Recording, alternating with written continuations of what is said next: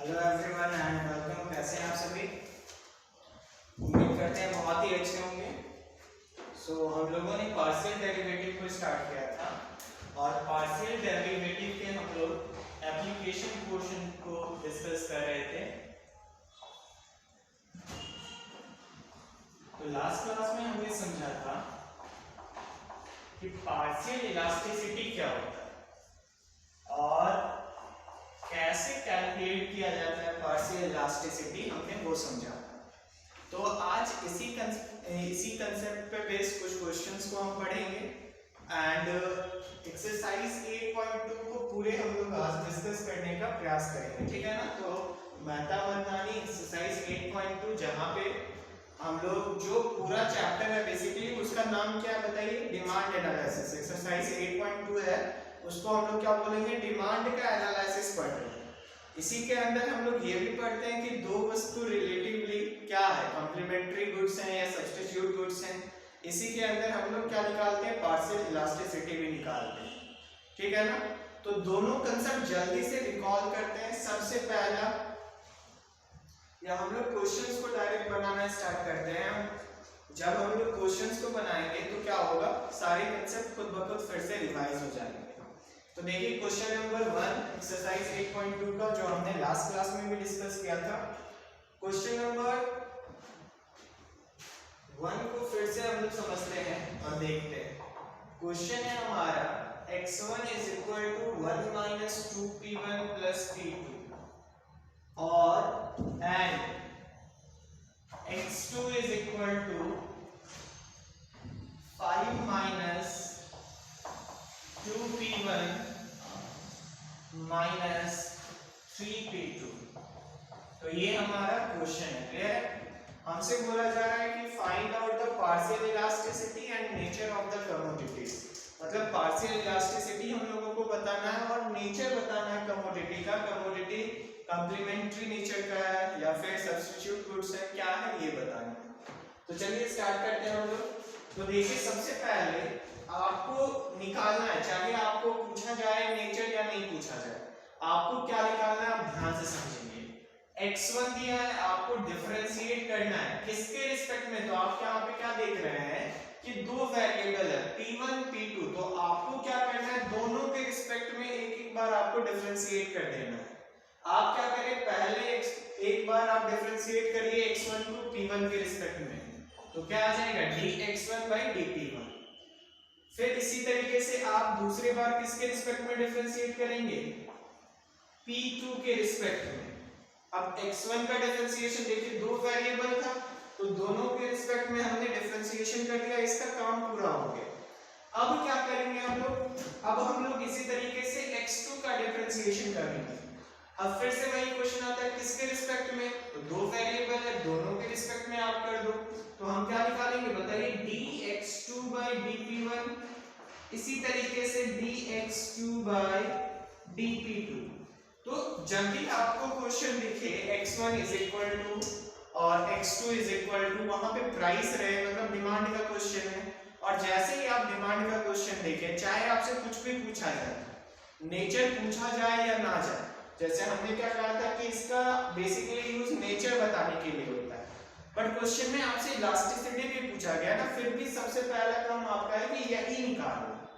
x1 x2 जो भी दिया है उसको डिफरेंशिएट करना है, किसके रिस्पेक्ट में करना है, जो भी वेरिएबल होंगे। यहाँ p1 p2 है तो हमने दोनों के रिस्पेक्ट में किया, इसी तरह x2 में p1 p2 है तो फिर से हमने दोनों के रिस्पेक्ट में किया। तो सबसे पहला काम हमारा ये होगा। अब देखिए इसको हम लोग डिफरेंशिएट करते हैं, क्या होगा बताइए, d/dp1 ऑफ x1 का वैल्यू देखिए क्या है, 1 - 2p1 + p2। इसको सॉल्व करिए, देखिए क्या होगा, d/dp1 ऑफ 1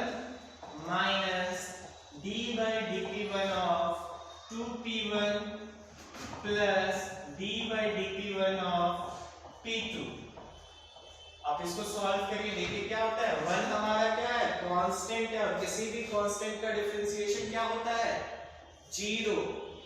नेक्स्ट आप देखो d/dp1 ऑफ 2p1, तो 2 हमारा बाहर आ जाएगा, p1 का p1 के रिस्पेक्ट में 2 बाहर जाएगा तो क्या बच जाएगा, p1 P1 बच जाएगा। P1 का P1 के रिस्पेक्ट में क्या होता है डिफरेंशिएशन 1 होता है, ठीक है ना।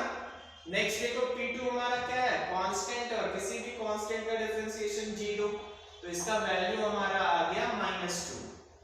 नेक्स्ट आप देखो dx1 by dp2 क्या होगा बताइए तो, d by dp2 of x1 का वैल्यू कितना 1 minus 2p1 plus p2। फिर से वही बात, तीन टर्म है, तीनों टर्म का अलग अलग differentiation, d by dp2 of 1 minus d by dp2 of 2p1 plus d by dp2 of p2। देखिए क्या हो जाता है ये हमारा, इसका वैल्यू क्या होगा 1। फिर से हमारा क्या है कांस्टेंट है, कांस्टेंट का डिफरेंशिएशन 0। 2p1 आप ध्यान से देखो नीचे में जो आप डिफरेंशिएट कर रहे हो ना p2 के रिस्पेक्ट में कर रहे हो, तो हमारा सिर्फ वेरिएबल कौन होगा p2 होगा। तो यहाँ पे कहीं ना कहीं 2p1 टर्म है, तो पूरा टर्म ही हमारा कांस्टेंट है, कांस्टेंट का डिफरेंशिएशन 0, तो ये हमारा क्या हो जाएगा बताइए 0। अब देखिए p2 का p2 के रिस्पेक्ट में क्या होता है 1 होता है, तो +1, तो वैल्यू कितना आ जाएगा 1 आ जाएगा। क्लियर है। नेक्स्ट देखो d by dp1 ऑफ किसका, तो x2 का, ध्यान से देखना है d by dp1 ऑफ किसका x2 का, x2 का वैल्यू देखिए क्या है 5 minus 2p1 minus 3p2। अब इसको हम लोग क्या लिखेंगे बताइए, तीन टर्म है, फिर से वही बात कि तीनों टर्म का individually differentiation d by dp1 of पहला term minus d by dp1 of दूसरा term plus minus d by dp1 of तीसरा टर्म। क्या हो जाएगा देखिए 5 कांस्टेंट है हमारा, किसी भी कांस्टेंट का डिफरेंशिएशन 0। 2p1 का p1 के रिस्पेक्ट में फिर से क्या होगा, तो 2 बाहर आ जाएगा, p1 का p1 के रिस्पेक्ट में क्या होता है 1। नेक्स्ट देखिए 3p2 हमारा पूरे टर्म क्या है कांस्टेंट, क्यों, क्योंकि हम लोग किसके रिस्पेक्ट में डिफरेंशिएट कर रहे हैं p1 के रिस्पेक्ट में, तो कांस्टेंट का डिफरेंशिएशन क्या हो जाएगा 0, तो हमारा आंसर देखिए क्या है -2। नेक्स्ट हम लोग निकालेंगे dx2 by dp2 क्या होगा, देखिए तो d by dp2 of x2 का वैल्यू क्या है 5 minus 2p1 minus 3p2। अब तीन टर्म है, इसका मतलब क्या है बताइए, तीनों टर्म का individually differentiation minus d by dp2 of दूसरा टर्म जो कि है हमारा 2p1 minus d by dp2 of तीसरा टर्म जो कि हमारा क्या है 3p1 इज इक्वल टू क्या होगा देखिए तो, इसका फाइनल वैल्यू हमारा क्या होगा 5, हमारा कांस्टेंट है, तो कांस्टेंट का डिफरेंशिएशन का वैल्यू 0।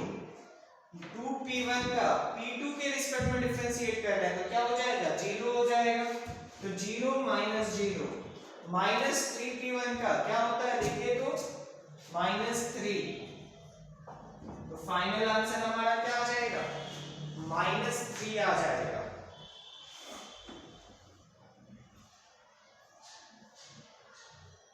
कहीं ना कहीं कुछ तो गड़बड़ है। dx1 by dp1 dx2 by dp1 का वैल्यू नेगेटिव है, ठीक है। dx1 by dp2 1 minus 2p2 plus p2 dx2 by dp2 5 minus 2p1 minus 3p2, ठीक है।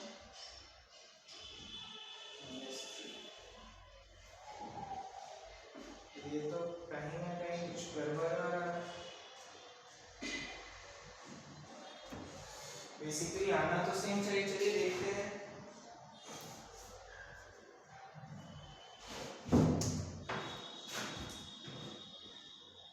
अभी देखिए इसका वैल्यू को हम लोग सिर्फ लिखते हैं, तो वैल्यू क्या आएगा, dx1 by dp1 का वैल्यू आ रहा है -2, dx1 by dp2 का वैल्यू आ रहा है +1,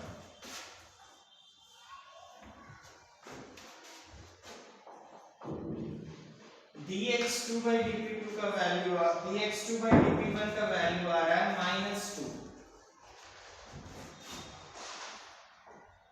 dx2 by dp2 का वैल्यू आ रहा है -3।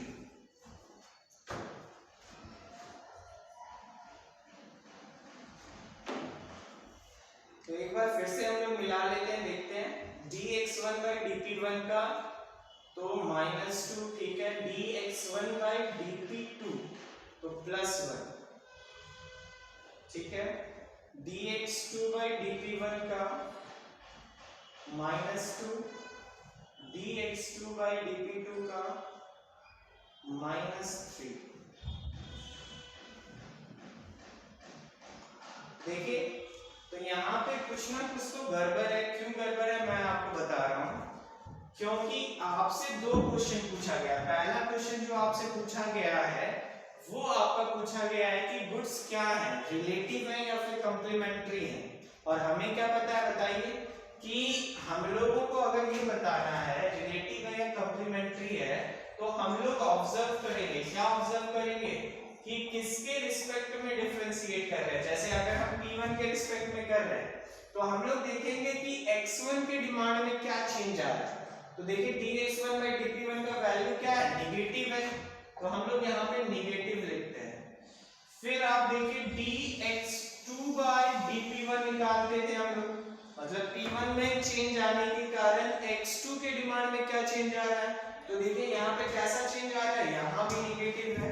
तो इस बेसिस पे हम क्या बोलते थे कि दोनों में सेम असर आ रहा है, मतलब एक का डिमांड घट रहा है तो दूसरा का भी घट रहा है, तो कहीं ना कहीं ये दोनों आपस में कौन से वस्तु हो गए, कंप्लीमेंट्री गुड्स हो गए।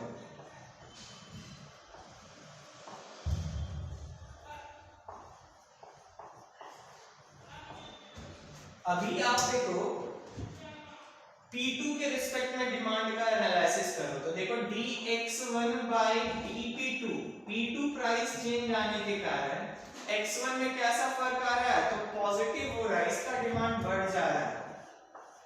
तो नियम से होना चाहिए था कि dx2 by dp2 का भी वैल्यू हमारा पॉजिटिव होना चाहिए, ठीक है ना, तभी तो दोनों फिर से कंडीशन सेम है ना, तभी तो हम बोल पाते कॉम्प्लीमेंट्री है।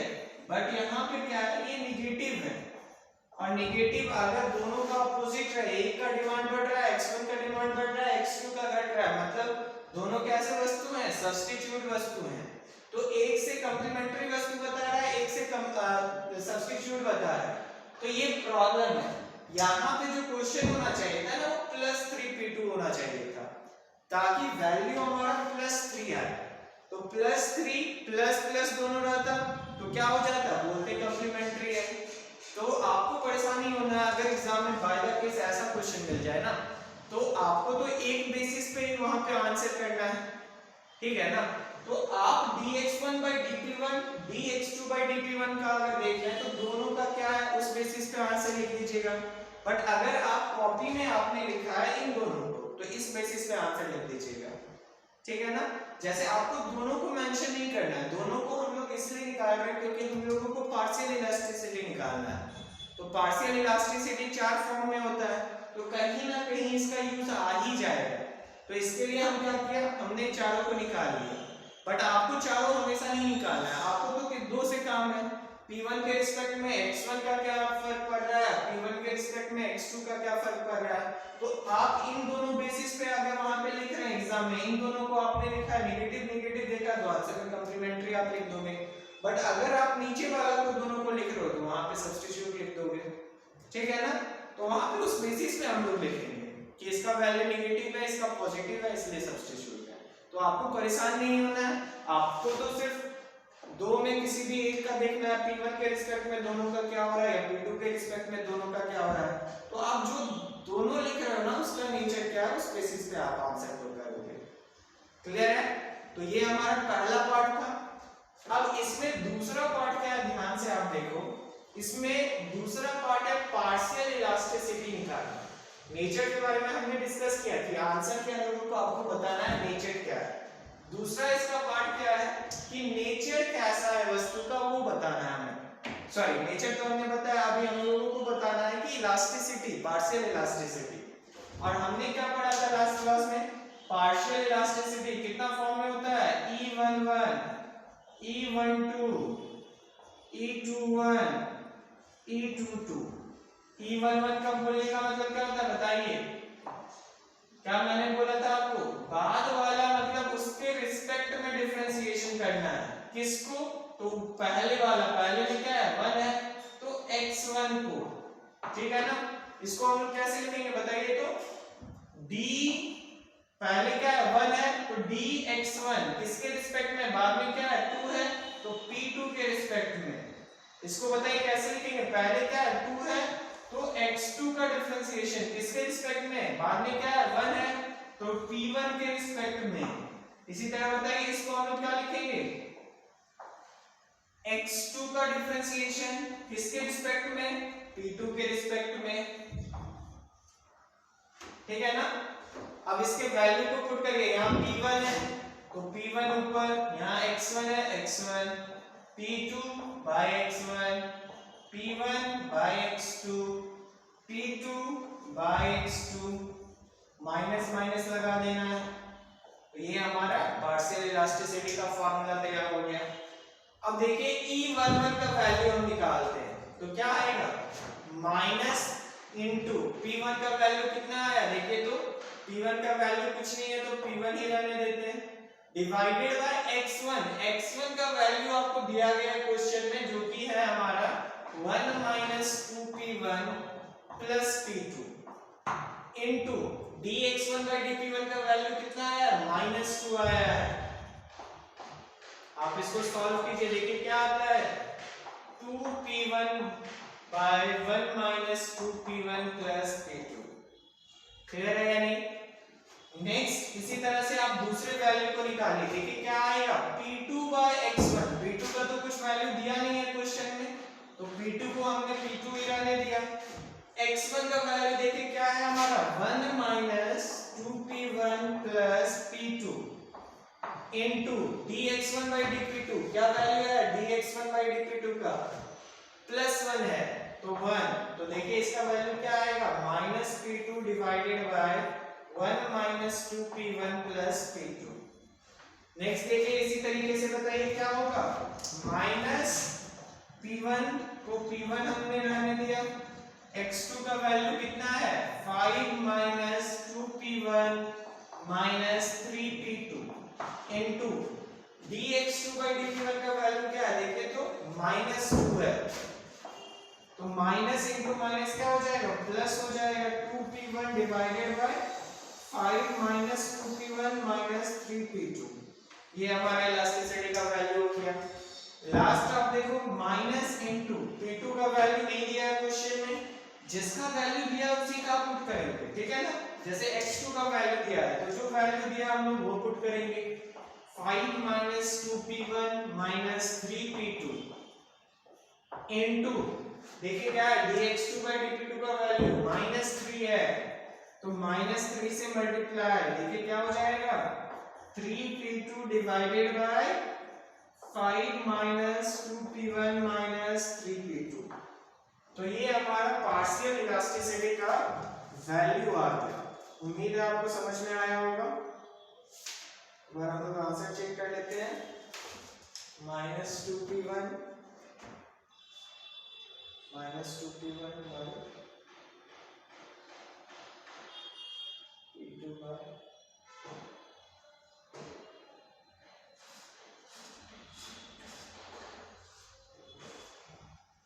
ठीक है ना। तो आंसर सेम है, आपको माइनस प्लस रिवर्स करके रहेगा, आपको परेशान नहीं होना। कहीं कहीं आपको क्या होता है, नेगेटिव यूज किया जाता है और कहीं कहीं नेगेटिव यूज नहीं किया जाता है। तो आंसर में जो आपको दिया रहेगा ना, हो सकता है यहाँ पे माइनस ना लगा के आंसर दिया हो, तो जैसा कि आंसर अभी देख रहा हूँ मैं, वहां पे आपको माइनस नहीं लगाया गया, तो आप आपको परेशान नहीं होना है, आप इस फॉर्म में भी लिखोगे तो सही है। अगर आपको माइनस नहीं लगाया गया तो आप साइन को रिवर्स कर देंगे। देखिए अब क्या हो जाएगा, -2 into P1 divided by this, तो क्या हो जाएगा हमारा -2 P1 ऊपर हो जाएगा, 1 into ये प्लस में आ जाएगा P2 हो जाएगा सिर्फ, -2 into P1 नेगेटिव में आ जाएगा और -3 into P2 -3 P2 हो जाएगा। तो इस आंसर कभी आपको नेगेटिव फॉर्म यूज करना रहेगा, कभी आपको नहीं यूज करना रहेगा। तो आप जनरली क्या करो, इस नेगेटिव को हटा ही दो। क्यों? क्योंकि ये नेगेटिव हमारा सिर्फ क्वांटिटेटिव एनालिसिस के लिए ज्यादा यूज होता है, ये बताने के लिए कि डिमांड और प्राइस के बीच में अपोजिट रिलेशन है। तो आप क्या करेंगे ना, यहाँ पे नेगेटिव नहीं लगा और जो वैल्यू आ रहा है डायरेक्ट उस बेसिस पे आप वैल्यू को निकाल देंगे। ठीक है, तो हमारा फॉर्मूला क्या हो जाएगा, फिर से एक बार बोलिए, E11 अगर है तो मैंने क्या बोला, बाद वाला जो है वो प्राइस, किस प्राइस के रिस्पेक्ट में डिफरेंशिएशन करना है। जैसे 1 है तो dp1 के रिस्पेक्ट में डिफरेंशिएशन करना है, किसको, तो पहले वाला क्या है, देखिए 1 है तो x1 को, तो dx1 by dp1। इसी तरह ये क्या हो जाएगा बताइए, dx1 by dp2। क्यों? क्योंकि पहले 1 है तो dx1 by इसके रिस्पेक्ट में, p2 के रिस्पेक्ट में। तो ये फॉर्म लिखना बहुत ही जरूरी है। क्लियर है ना? तो एक दो और क्वेश्चन हम लोग बनाते हैं जल्दी से। देखिए क्वेश्चन है, क्वेश्चन नंबर 2 हमारा। क्वेश्चन नंबर 2 और 3 सेम पैटर्न पे बेस्ड है। तो 2 नंबर मैं आपको बताता हूँ और फिर निकाल के देखते हैं, ठीक है ना, कि नेचर कैसा है कमोडिटी का। लास्ट क्वेश्चन में तो कंट्राडिक्ट कर दे रहा था, क्या यहाँ भी कंट्राडिक्शन हो रहा है? तो हम लोग दोनों देखेंगे, दोनों तरीके से नेचर निकाल के।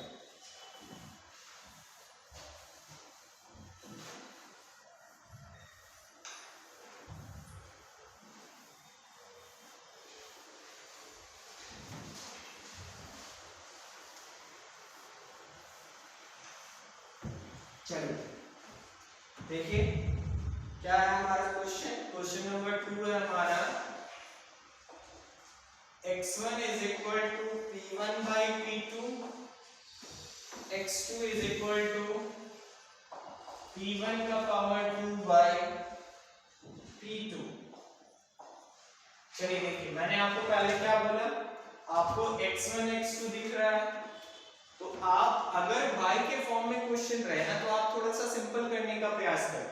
जैसे हम इनको सिंपल करके इस फॉर्म में लिख सकते हैं, x1 is equal to p1 into p2 का पावर ऊपर जाएगा तो -1। ठीक है ना? इसको क्या लिख सकते हैं बताइए, x2 is equal to p1 का पावर 2 into p2 का पावर -1। क्यों? क्योंकि अब डिफरेंशिएशन करने में इजी हो जाएगा। यहाँ पे u by v का तो फॉर्मूला लगाना नहीं है, पार्शियल डिफरेंशिएशन लगाना है।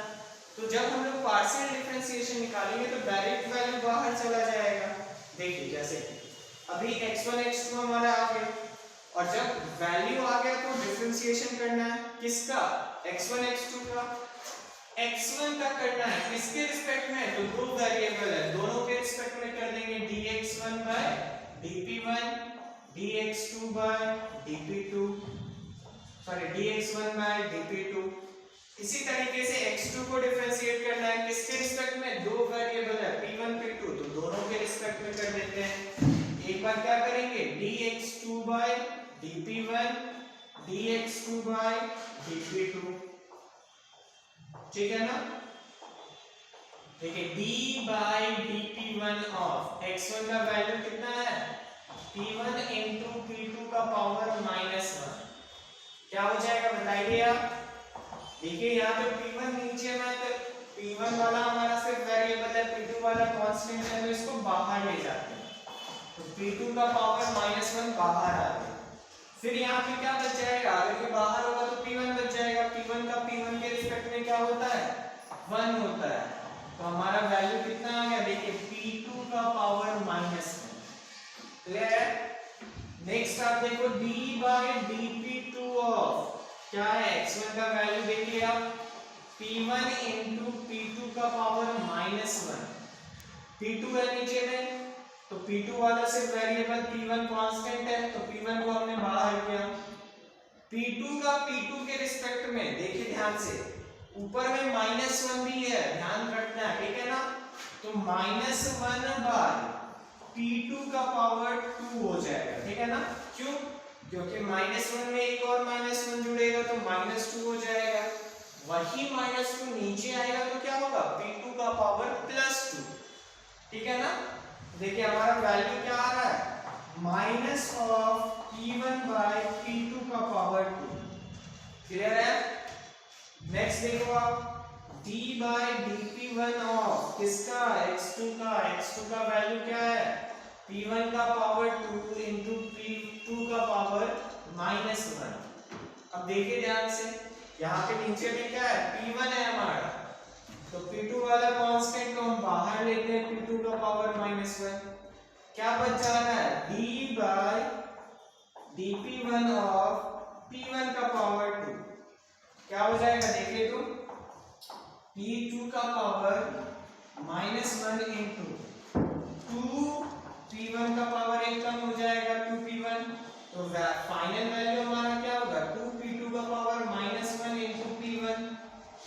नेक्स्ट आप देखो, dx2 by dp2 मतलब क्या है, d by dp2 ऑफ किसका, x2 का, और x2 का वैल्यू कितना है, P1 का पावर 2 इंटू P2 का पावर -1।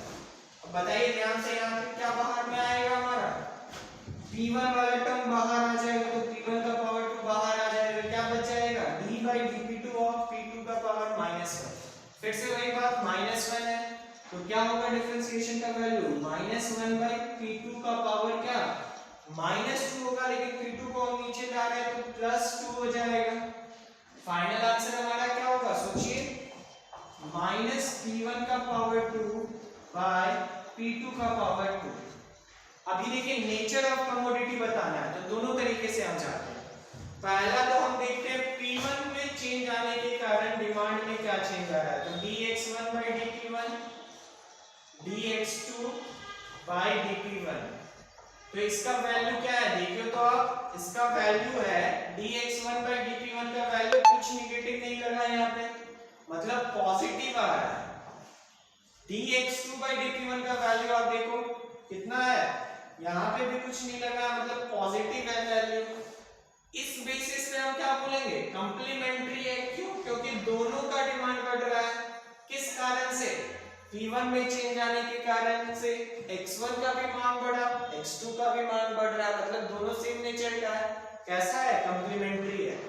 दूसरे तरीके से आप देखो, P2 में अगर चेंज आ रहा है तो क्या हो जाएगा, dx1 by dp2 कितना वैल्यू आ रहा है देखिए, यहाँ निगेटिव लगा है तो minus negative, dx2 by dp2 का क्या होगा देखिए तो यहाँ निगेटिव लगा हुआ है तो निगेटिव।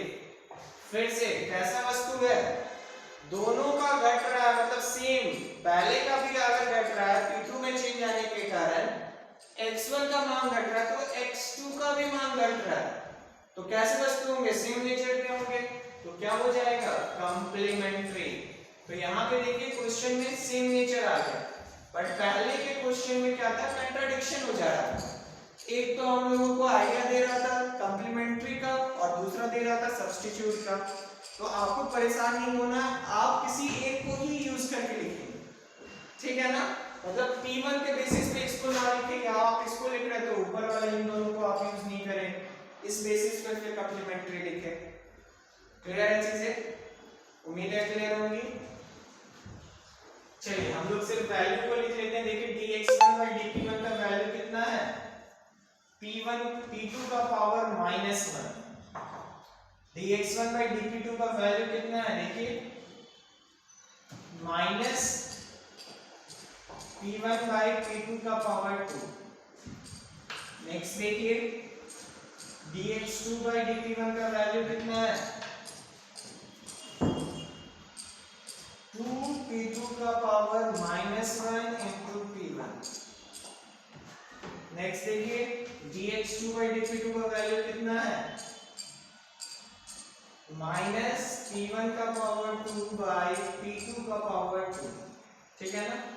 अब इलास्टिसिटी का फॉर्मूला लिखते हैं हम लोग।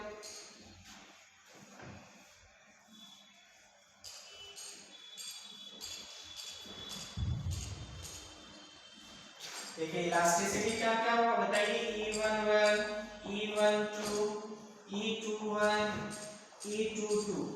E11 बोलने का मतलब क्या, dx1 by dp1। E12 बोलने का मतलब क्या, dx1 by dp2।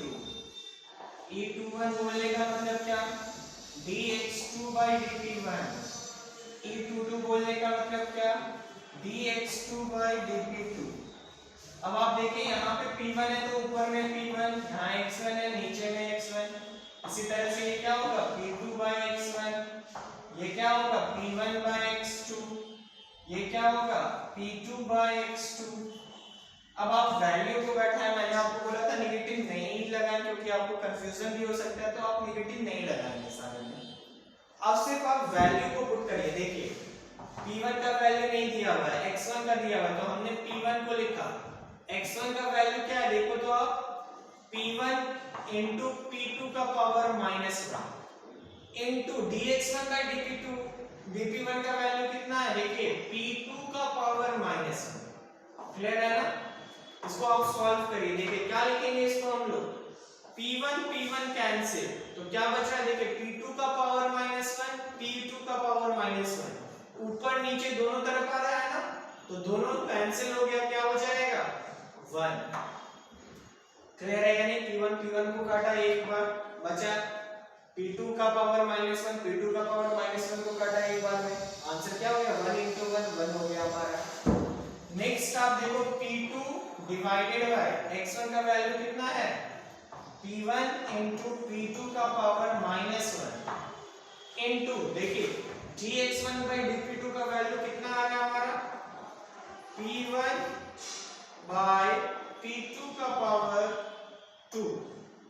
ठीक है ना, तो देखिए ये P1 तो कैंसिल होगा, बट इस बार हमारा क्या बच रहा है ना, negative of P2 by P2 का पावर -1 इंटू P2 का पावर 2।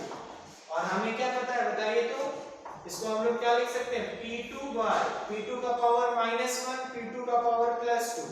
P2 किसमें है, इनटू में है, P2 ही है ना, सेम बेस पे पावर क्या हो जाता है, प्लस हो जाता है, तो P2 का पावर +2, और यहाँ पे देखिए -1 प्लस होगा, तो +2 -1 दोनों को जोड़ेंगे तो क्या बचेगा, दोनों को जोड़ेंगे तो हमारा बचेगा +1। अब देखिए वैल्यू P2 का पावर 1, P2 का पावर 1 कैंसिल, क्या हो जाएगा -1। समझ में आ रहा है नहीं, यहाँ पे भी P2 का पावर 1, यहाँ भी 1, दोनों कट गया, क्या बच गया हमारा 1 बच गया, और नेगेटिव लगा था पहले से तो -1 हो गया। इसी तरह से आप E21 E22 का वैल्यू भी निकाल लेंगे। क्लियर है ना, अगर आपको कोई भी बनाते टाइम दिक्कत आता है, देन आपको जिस पॉइंट पे दिक्कत आ रहा है ना, आप उस पॉइंट को वहां पे मेंशन करके फिर बोलेंगे कि सर यहाँ पे दिक्कत है। क्लियर है, चलिए उम्मीद कर रहे हैं अच्छे से आपको समझ में आ रहा होगा चीजें।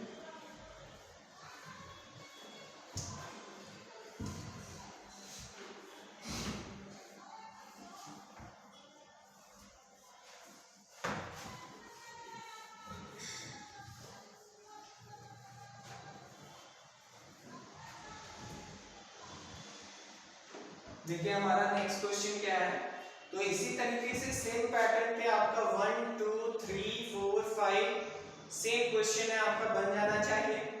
क्वेश्चन नंबर 6 में देखिए क्या बोला जा रहा है, 6 में बोला जा रहा है when are two goods x1 and x2 said to be competitive।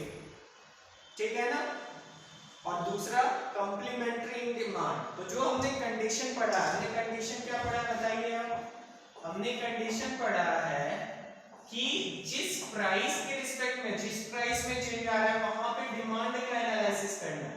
मतलब dx1 by dp1, dx1 by dp, dx2 by dp1, या तो ये निकाल देना हम लोगों को, या क्या करना है बताओ, dx2 by dp1, dx2 by dp1, इसका वैल्यू निकाल लेना। या फिर हम लोग क्या कर सकते हैं सोचिए तो, dx1 by dp2 dx2 by dp2, इस दोनों का वैल्यू निकाल देंगे। या फिर क्या कर सकते हैं सोचिए